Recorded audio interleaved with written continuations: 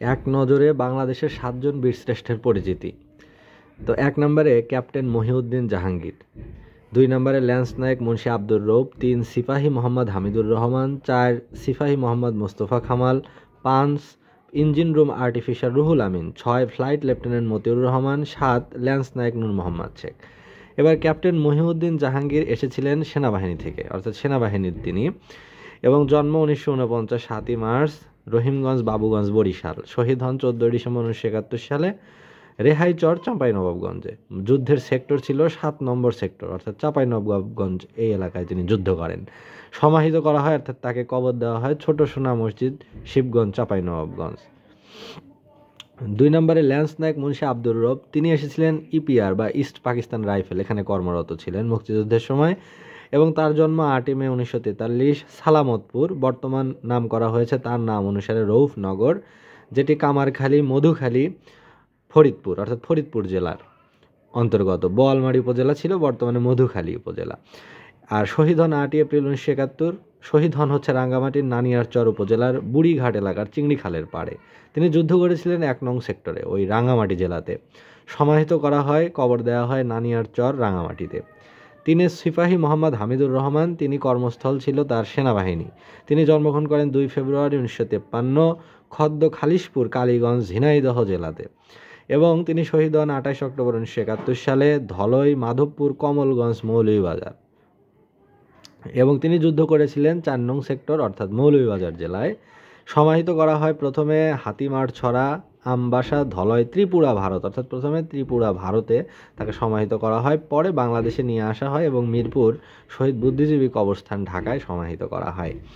এরপরে আছে সিপাহী মোহাম্মদ মোস্তফা কামাল, তার কর্মস্থল ছিল সেনাবাহিনী। তিনি জন্মগ্রহণ করেন 1949 সালে পশ্চিম হাজিপাড়া, দৌলত খান ভোলা, অর্থাৎ তিনি ভোলায় জন্মগ্রহণ করেন। তিনি শহীদ হন 18 এপ্রিল 1971 সালে দরইল, আখাউড়া, ব্রাহ্মণবাড়িয়াতে, এবং তিনি যুদ্ধ করেন 2 নং সেক্টরে ব্রাহ্মণবাড়িয়া জেলায়। তাকে সমাহিত করা হয় মোগরা, আখাউড়া, ব্রাহ্মণবাড়িয়াতে। Engine room artificer Ruhul Amin, তিনি কর্মস্থল ছিল তার কর্মস্থল নৌবাহিনী। তিনি জন্মগ্রহণ করেন জুন 1935 সালে বাঘচাপড়া, সোনাইমুড়ি, অর্থাৎ সাবেক বেগমগঞ্জ উপজেলা ছিল নোয়াখালীর। তিনি শহীদ হন 10 ডিসেম্বর 1971 সালে রূপসা, খুলনাতে, অর্থাৎ খুলনা জেলার রূপসা নদীতে, এবং যুদ্ধের সেক্টর ছিল 10 নং সেক্টর। তিনি নৌবাহিনী, 10 নং সেক্টর ছিল নৌবাহিনীর অধীনে। এই একটা সেক্টরই বাংলাদেশের মুক্তিযুদ্ধের সময় যে 11টি সেক্টরে ভাগ করা হয়, তার মাঝে নৌবাহিনী ছিল 10 নম্বর সেক্টরে। তাকে সমাহিত করা হয় বাগমারা, রূপসা, খুলনাতে। 6 নম্বরে ফ্লাইট লেফটেন্যান্ট মতিউর রহমান, তিনি কর্মস্থল ছিল বিমান বাহিনী। তার জন্ম হচ্ছে 29 অক্টোবর 1941 আগা সাদেক রোড, ঢাকা। পৈতৃক নিবাস হচ্ছে রায়পুরা, নরসিংদী। তিনি শহীদ হন 20 আগস্ট 1971 সালে ভারতীয় সীমান্তের বিন্দা গ্রামের থাট্টায়। আর তাকে সমাহিত করা হয় প্রথমে মাসরুর বিমান ঘাঁটি, করাচি, পাকিস্তান, পরে মিরপুর শহীদ বুদ্ধিজীবী কবরস্থান, ঢাকা। অর্থাৎ এখানে সেক্টর দেওয়া হয়নি, কারণ তিনি তো হচ্ছে ফ্লাইট পরিচালনা করার সময় যখন আকাশে উড্ডয়নরত ছিলেন ওই সময় মারা গেছেন, এই জন্য তাকে কোনো সেক্টরের আওতায় করা যাচ্ছে না।